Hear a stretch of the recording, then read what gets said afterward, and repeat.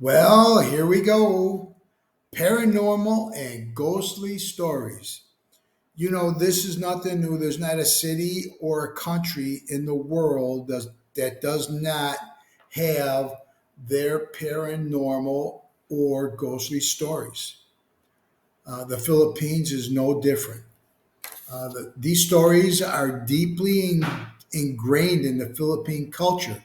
And while some people dismiss them as mere folklore, like a lot of places in the world, others believe in the supernatural elements associated with these locations. Whether you're a skeptic or a believer, these ghostly tales add to the intriguing layer to the cultural and historic landscape of the Philippines. Please watch these stories, and I'll catch you with some remarks on the tail end.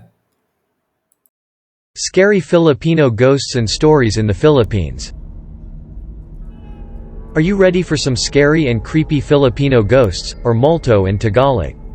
Today, let's discover the mysteries and scary stories that this beautiful country has to offer. The Philippines is a wonderful country with a long history. But, hidden beneath the past are the mysteries and creepy stories of ghosts encounters. The stories of people who once dreamed of a happy and long life but died due to horrible and unjust circumstances. Stories that have been part of the urban legends and stories that made Filipinos believe in ghosts. Ghosts in the Filipino culture. Before we talk more about ghosts, you should know that ghosts are just one of the Philippine mythological creatures. Many stories have been passed through oral tradition since the ancient Philippines. There are different mythological creatures in the Philippines that you might know. Filipinos are also used to saying, "Tabi tabi po," which means, "excuse me," to unseen creatures. Some of the Philippine mythological creatures are the following. Tik-tik haunts pregnant women. It will smell out the scent of the pregnant woman, which is said to resemble ripe jackfruit. When the devil arrives at the house, she sticks her long tongue through the ceiling into the unwitting mother's womb and feasts on the fetus. Manananggal can separate their upper and lower bodies and hunt at night to eat their internal organs. It is believed that you can kill the manananggal by putting salt, garlic, or ash to its half-body to prevent it from reattaching to its upper half.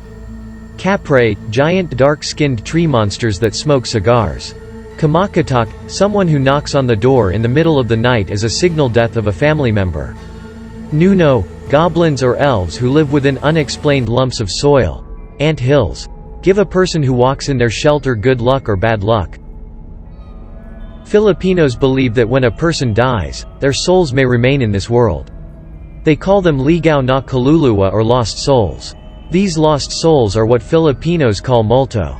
They also believe that these souls remain in this world because they have unfinished business, are crying for justice, or can't find their way to heaven. These souls wander and live as if they were still alive. Many Filipinos still believe in ghosts, even in this modern time. People believe in ghosts because our brain tries to make sense of chaotic information. Since ancient times, horror stories have been used to stop children from going outside late at night. In fact, in the Philippines, ghost stories are very popular during All Saints' Day and All Souls' Day. Today, horror stories continue to scare people.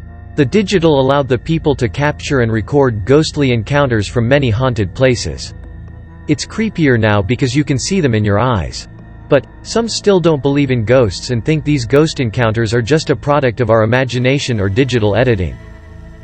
Here are the 7 scary Filipino ghosts and stories. Have you heard some urban legends in the Philippines? Urban legends are a part of Philippine folklore, Philippine mythology, supernatural creatures, and more. Interestingly, these urban legends still exist and have found their way into popular culture. So today, let's learn about different Filipino ghosts and some scary stories that will give you goosebumps. The White Lady at Balete Drive. Imagine driving late at night on a quiet and dark road. Then suddenly, a girl wearing a white dress appeared in your back seat. What would you feel? What would you do? Quezon City is known as a big and beautiful city in the Philippines. But, when Filipinos hear about this city, there's one thing that could never leave their mind. The White Lady at the Balete Drive. Balete Drive is a road that seems made to order for ghosts. The street wasn't well lit because big trees blocked the lampposts. No light from the nearby houses reached the street because high concrete walls surrounded them. So the street was empty, dark, lonely, and scary. This spooky road is where the White Lady resides. People who have encountered the White Lady said that she wears a long white dress and has long black hair. Some said that the White Lady tries to hitchhike with the people who pass by and suddenly disappears. Until today, many taxi drivers are still scared to take the Balete drive at night, fearing that they might encounter the White Lady. Whether it's true or not, it wouldn't hurt to at least drive there when you go to the Philippines. Who knows, maybe you'll get the adventure that you are looking for. The Headless Priest. A student was studying late at night at a school library and heard the sound of chains being dragged. When she checked who was making the noise, she found a priest. But wait, a headless priest. The headless priests are another Filipino ghost part of the urban legends. The priests played a vital role in Philippine history. They were the ones who led the church, and they were also the ones who taught the students in class during the Spanish era. As their name suggests, these clergymen hang out in universities, graveyards, churches, and other places that feel spooky. They sometimes bring their heads with them and seem to be looking for them when they don't. As for their heads, people said that either Filipino revolutionaries during the revolution or Japanese soldiers during World War II cut off the heads of these priests. Older stories about biblical figures and martyrs who were killed, like Saint John the Baptist, have also helped spread urban legends about priests. Flying coffin. It's normal to see a coffin, though it typically gives us instant creep and goosebumps. But, seeing a flying coffin in the middle of the road at night? Well, that's a different thing. Who wouldn't jump out of his feet and run? Filipinos will agree with me when I say that the flying coffin is one of the most popular horror stories shared with people. The story is about a man walking in the middle of the night, and he sees a flying or floating coffin in the middle of the road. This left him horrified, and this story is still known nowadays, especially during Halloween. Souls in Diplomat Hotel. Going on a vacation in a nice and cold place like Baguio is the dream vacation for many people. The Diplomat Hotel is one of the go-to places for ghost hunters from different parts of the world. But, will you enjoy your vacation if you have learned that the place you'll visit was once a vacation house where many people were killed? In fact, this hotel was featured in documentaries from different countries because of its dark history.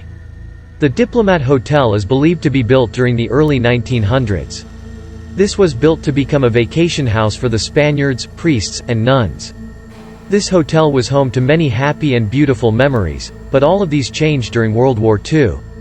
According to the stories, when the Japanese came, they gathered all the people in the hotel, separated them into different rooms, and killed them all. The people in the hotel were shot to death, beheaded, and stabbed. The worst part is the center of the hotel, where the fountain is located in the same place where the children were gathered and killed. After World War II, the vacation house was converted into a hotel. But, another tragic incident happened. A fire started in the hotel, and the firefighters took a long time to arrive because it was far from civilization back then. Many guests who are staying there died, which is another reason for the hotel to be haunted. With this horrifying event, it is unsurprising that this hotel has been a place for restless souls crying for justice. The people working and visiting the hotel have experienced many scary encounters. Most of the people who visited the hotel have almost the same heavy feeling as many people are looking at them. There are also times that the ghosts were photographed and recorded. Tourists have shared their experiences seeing a nun, priest, or child. Baguio's cold and relaxing atmosphere is ideal for a restful vacation. But what if the experience you'll get from entering the Diplomat Hotel will make you feel restless, just like the people who have died there? Spirits in the teacher's camp. A nice, big, traditional type of accommodation and training venue is perfect for relaxing and enjoying. But what if you hear footsteps, screams, and cries at night? Can you at least close your eyes and sleep? The teacher's camp was built in 1908. It served as a camp for Filipino and American teachers to develop their knowledge and skills in the field of education. There are lots of creepy stories and experiences from the people who have visited the teacher's camp. Many people died in the camp during that time.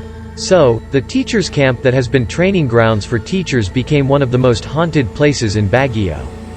Some said that they heard chained footsteps walking along the corridors and hallways. Some saw a white lady at midnight. Some said that they heard chained footsteps walking along the corridors and hallways. Some saw a white lady at midnight. Today, the teacher's camp is still used in different events besides education.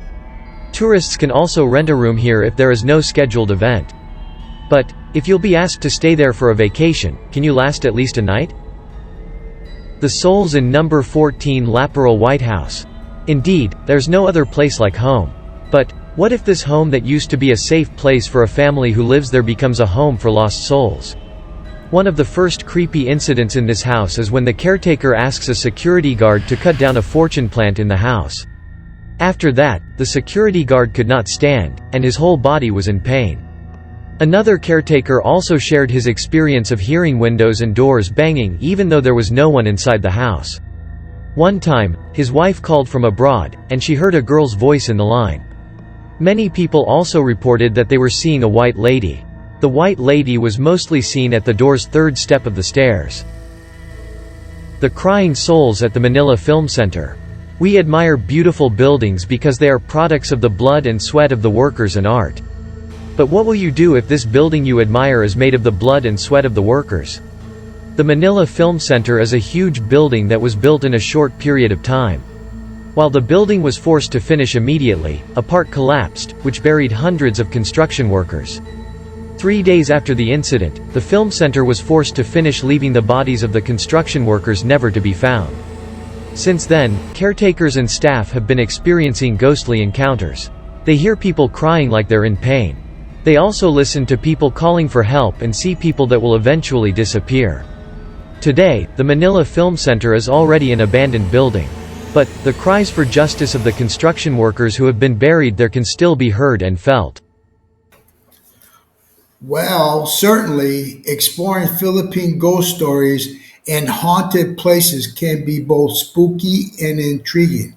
I had a lot of fun doing this video, and remember that these stories are based on local legends and urban myths, and the supernatural claims are often subjective. If you decide to explore these haunted places, do so responsibly and with respect for local beliefs and history. The Philippines has a rich culture of historical tapestry, and as such, it is home to various paranormal and ghostly stories, deeply rooted in their folklore, history, and local beliefs. I hope you guys enjoyed this video. Please, please, please like, subscribe, and hit that bell so you can be reminded that I got another video coming. Thank you for watching and be safe.